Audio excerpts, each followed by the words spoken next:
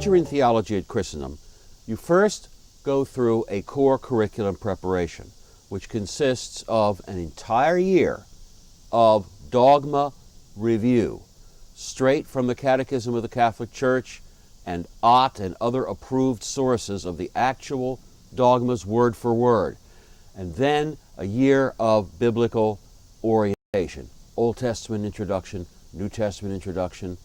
Then you're going to get some moral theology, and you're going to also get apologetics, which is the art and science of defending the Catholic faith against those who don't accept it.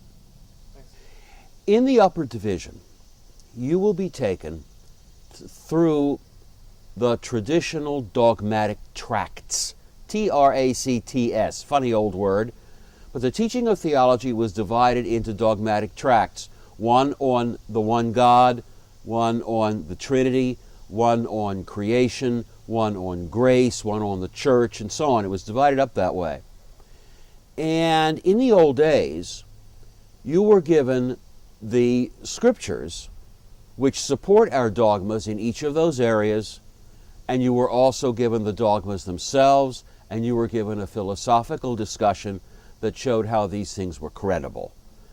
Now, that way of teaching, tract by tract, was more or less thrown out of most seminaries in the wake of the Second Vatican Council. They wanted a more experimental approach. We felt that a person going into the seminary needed the firm foundation of those biblical and church dogmatic data before reading the fancy essays and speculations of 20th century theologians. So our aim was to supply for the student what even the seminaries were no longer supplying by way of a solid foundation. Oh, and by the way, in addition to the feast for the mind, we also have a feast for the body. Our departmental banquets are the best on campus.